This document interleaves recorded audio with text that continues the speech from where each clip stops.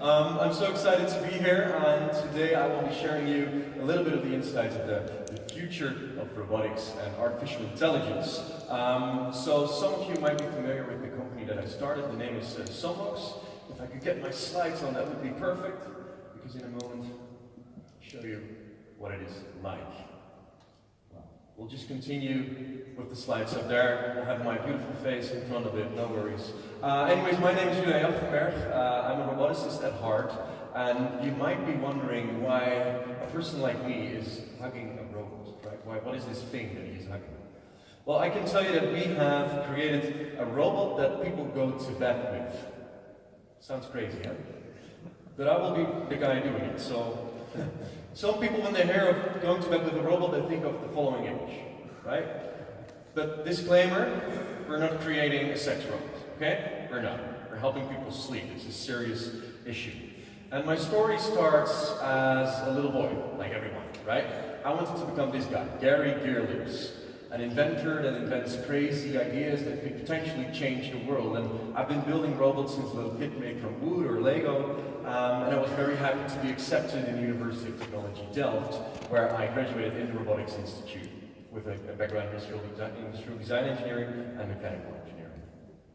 But by the time I was in this Institute of Robotics, it was my mom that was suffering from sleep deprivation. She was an insomniac, so to say. My clicker is working. There we go. So since my mom was sleeping so badly, she only slept like 2 hours a night, you could really see how it affected her during the day.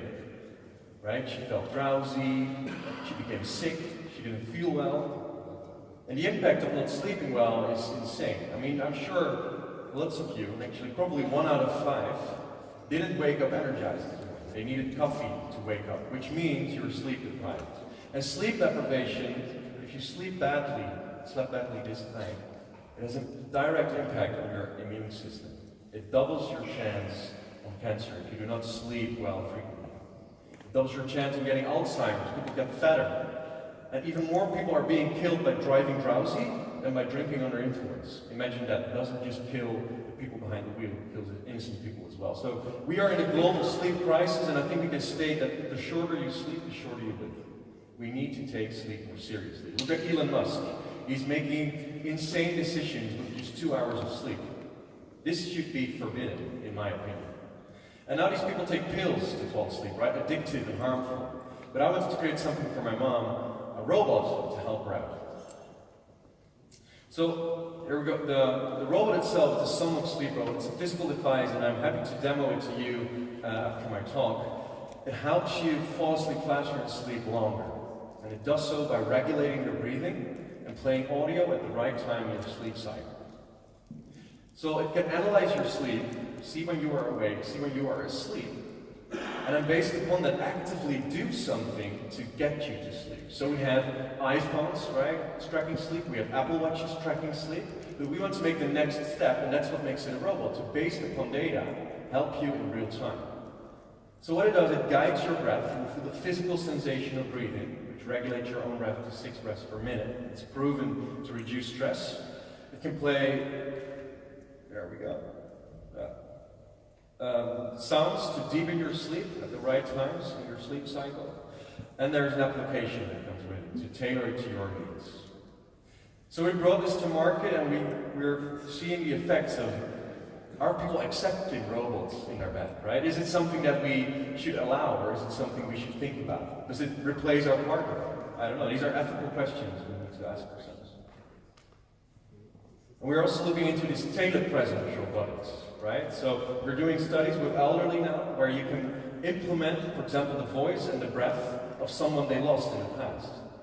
So we had this elderly lady suffering from dementia. She lost her husband 3 years ago, and she was awake every night. And she was put pills to put her at peace. But then we gave her, implemented the voice of her husband in the robot, gave it a certain breathing pace, and it really helped her calm down. Which is in a certain way a tailored presence, right? You can reincarnate almost. So that's what I am doing, what I've been doing for the past 4 years. But now I want to talk to you about robots and what the future of robots will be like. So I thought that was a great definition of what a robot is, including the AI aspect. So generally we refer to this feedback loop, right? We have this sensing, thinking, and acting loop. And this is what a robot is in my perspective, in my perception. It's an entity that can sense its environment, it can analyze on the data that it gathers, and act upon it. But it will iterate through it all the time to make sure it works and iterate and it has an interaction with its environment. So this is the basic definition of a robot.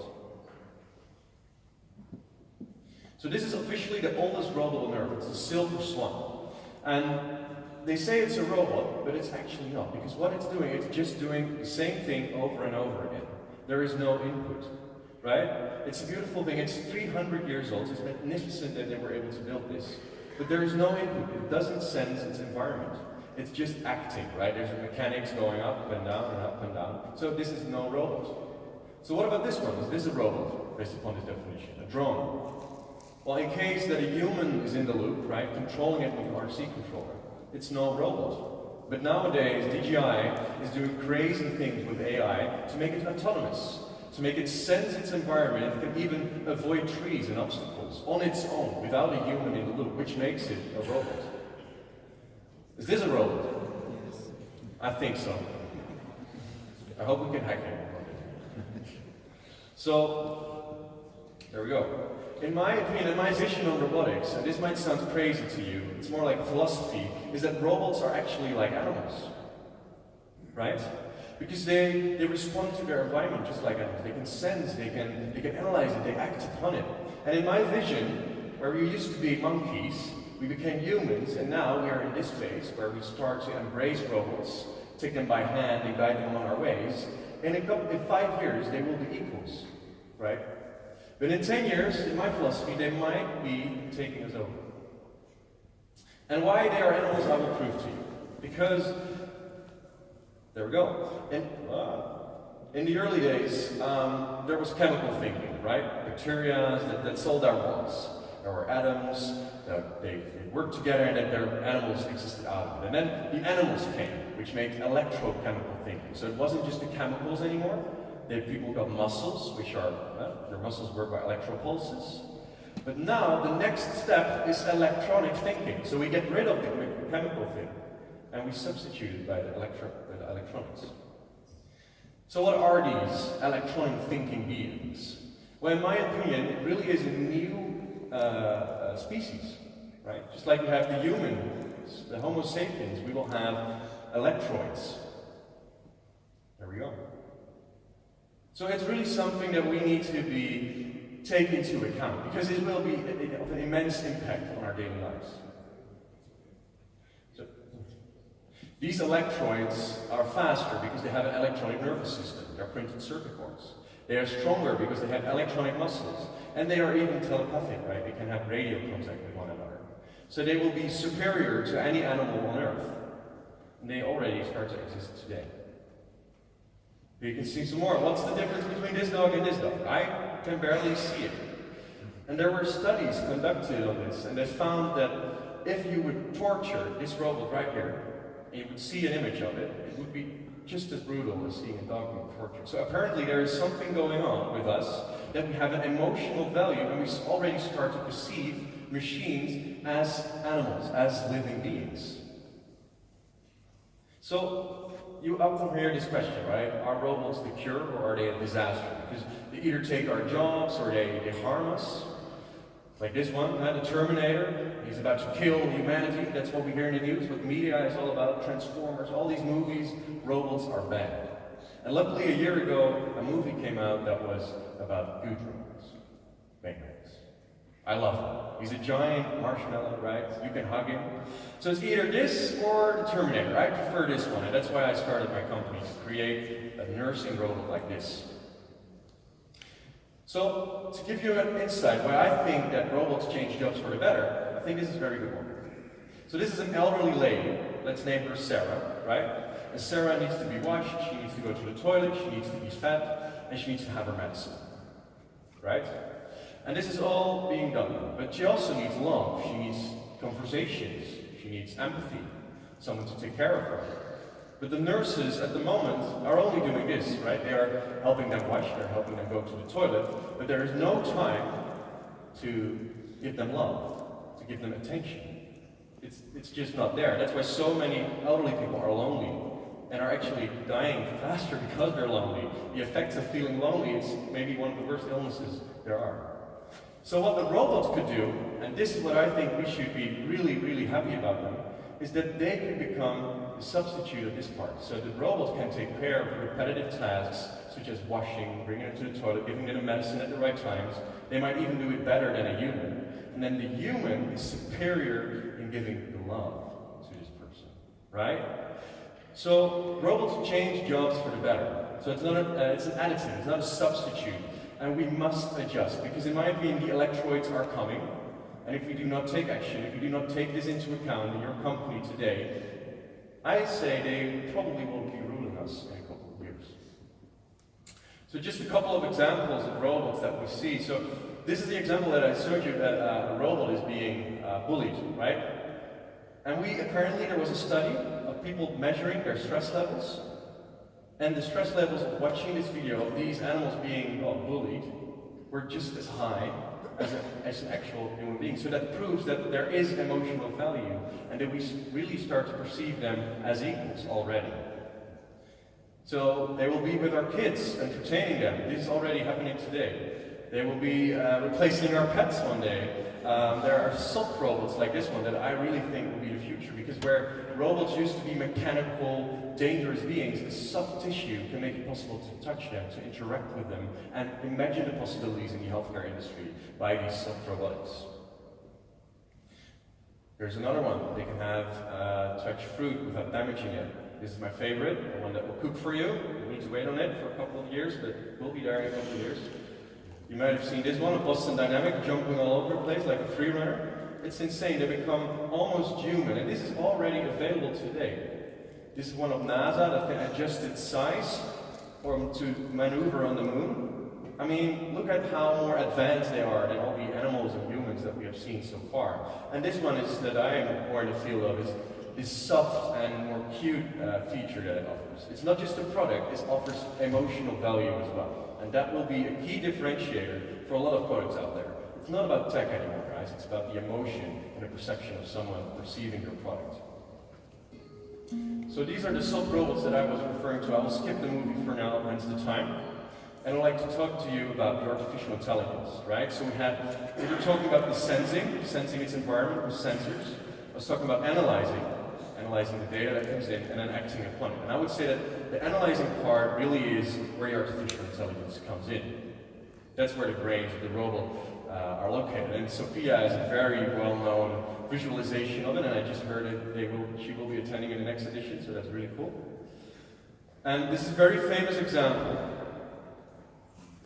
Yeah, there we go. So artificial intelligence already beat us in famous quiz shows. It even beat us in the Korean chess game Go, which is harder than chess, and it played the best player on earth. But it's only really good in this particular niche thing that it is thinking of, right? So there are already examples of AI being more advanced than we are. Or take image recognition, for example. If you show an AI all sorts of pictures of dogs and cats, in the end it will be able to say it's a dog or a cat through these neural networks, right? And this is a funny example, but imagine what it can do if we look at brain tumors, right? An AI is more accurate, more efficient, faster than a doctor is nowadays. So we can help people heal faster. This is huge. This is an example of what it does with the treatment of, as usual, of a typical nurse, and the treatment of an AI. And we actually really see the significant value of AI implemented in the healthcare sector.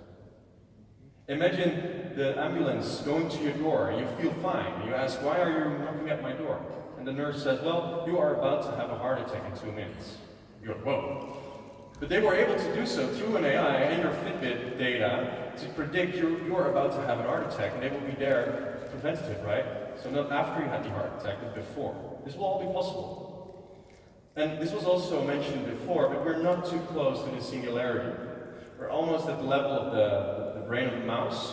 We'll be at the same level of a human brain, but in the end we'll be at the same level of all humanity. this is kind of scary. But I think one thing is that will always make us superior as human beings, because this artificial intelligence, it's just really good in the ability to solve problems. But every computer, every robot lacks one thing, and that is consciousness, right? They do not have any emotion. And that is in the end what makes us unique, and what could make us survive. Computers are super intelligent, but they are zero in developing feelings and emotions. And a lot of products out there are actually just a bunch of if statements. Right? You cut it open, you see, this is nonsense. AI is a buzzword, it's a marketing term. And in reality, not a lot of companies are actually doing it. So make sure you cut open a product and see if it's if statements or actual neural networks. So the danger of AI is that it is a soup of code, right? Everyone is contributing a little bit of their code, but there's not some single person that understands the full code stack. And it's very dangerous, because I have this example that I wanted to show you. And it's the first thing I get in class when doing dynamics in university. Right? It's a simple hands. And let me see. Up. One at a time. There we go. So what happens? You expect what happens, right? It goes up and down, and up and down. There's one contribution of a single person. But watch what happens if you add another hinge. It's total chaos. We are not able to predict how this thing, and I think it's a very, very easy, but also very scary thing to realize that if this is happening with code that has way more parameters, that we are not able to grasp what is happening. We will not be able to understand the AIs that are coming up. And then there are the ethical questions, and I'd like to play a little game. Because an AI, as said, is now being programmed by developers, right? And they are making very, very important decisions today. And most CEOs do not know anything about code. The developers are the actual people that are in power, right? So, this is a very famous example, and I would like to ask you, sir, what you think is the right thing to do. Let's say we are this AI in this car right here, and these people are walking through a red light, yeah? There are 3 homeless people and 2, well, middle-aged men. And your brakes don't work anymore. So it's either die or kill 5 people. Or your whole family. What is it that you would do? The left one or the right one? Yeah. Kill the others, okay? How about you, sir? Yeah? Kill the others, okay. Yeah?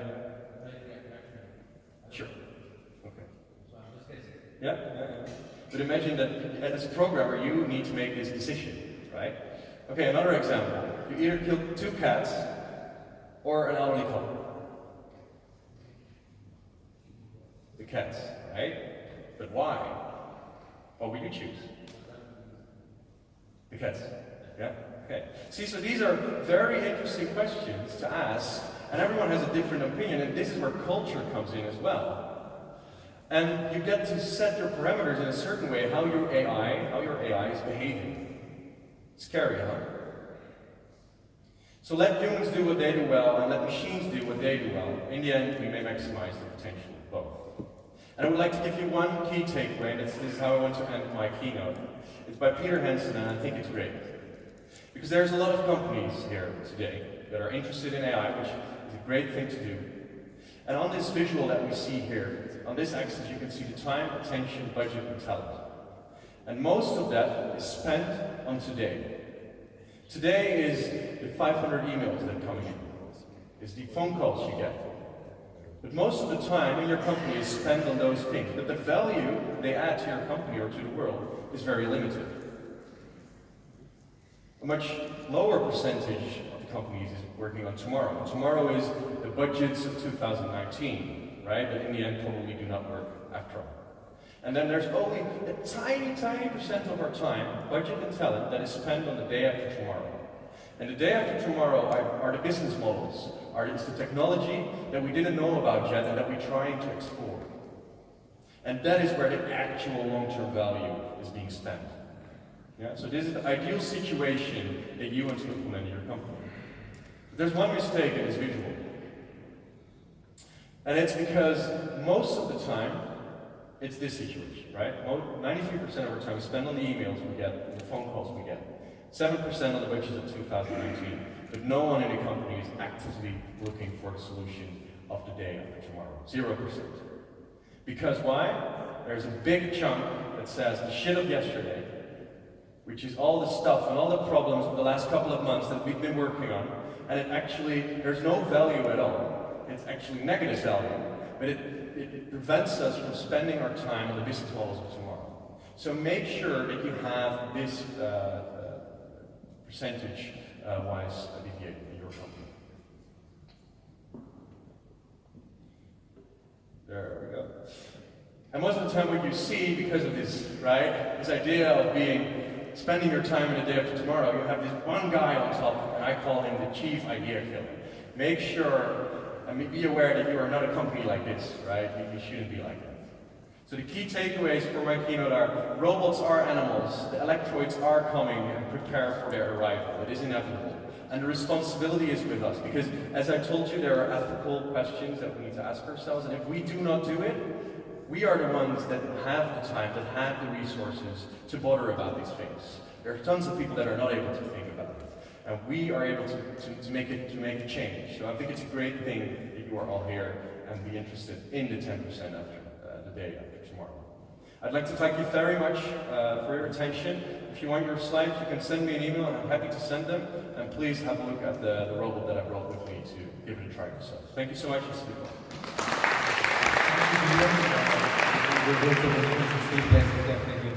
Do you guys have any questions for Julian?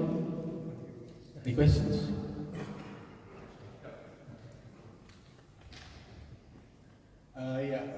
We still can remember, maybe most of us, 20 years ago, this toy was introduced called Furby, which was a robot based for consumers. Yeah. It's all based on pre-programmed algorithms, right?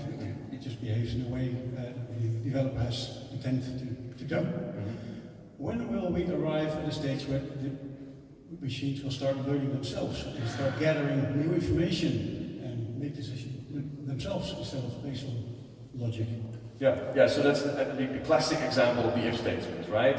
Predefined algorithms. And when I was in the Robotics Institute at the University of Technology, I already saw self-learning machines. So I was working on the Amazon challenge, right? They picked up things from the warehouse, and every object is different. So it needed to recognize how should I position my gripper, how hard and how firmly should I touch it. And this was a self-learning algorithm. So this is already happening today, by things picking up other things, putting it in boxes. It's not possible with if statements. So it's happening today. And the other thing that I saw is we are already working on the same arms that can actually feel, right?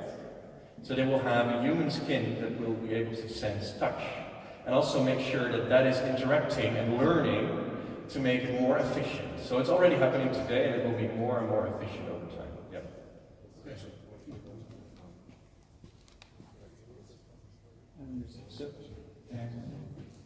So you said that the difference between robots and humans are that we have feelings and emotions. Is it possible that in the future emotions could be coded quite similar to what humans? I would love to know the answer to this question. However, at this moment there is zero development.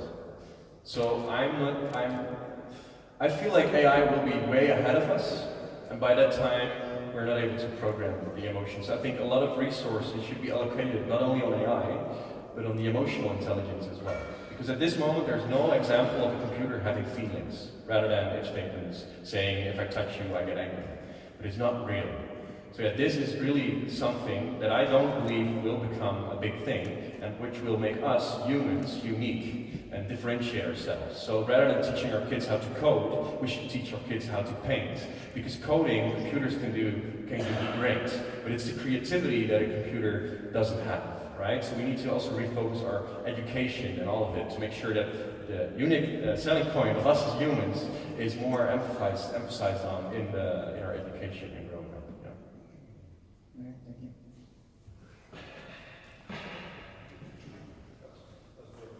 Anyone hear me? Yeah, thanks. Hey, Charlie Tony from Baker. quick question. I share most of the concerns about the future of AI that you have discussed. And apart from being a founder and doing incredible things like yourselves, are you aware of any programs where normal people can participate in helping to shape the future? Right? Because otherwise, if no one is doing anything to shape the future or changing it, then it just will go its course and then everything is a consequence. Yeah, so that's a great question. I feel like now there's a great push of, well, what was stated before, a lot of Caucasian white men coding stuff and bringing tech into the world, right? And I feel like we are privileged to be able to have that education and those resources. But let's say a normal citizen that didn't have the chance to study artificial intelligence, which a lot of people are, we need to make sure that they are incorporated in the process of developing these products. And I think it should become regulated to say, before you bring a product to market, it should be, there should be feedback from the community. So what we do with our product, because bringing robots to bed, a lot of people say, wow, that's one step too far. We actually engage citizens in the process of developing the product and also take these ethical questions into account.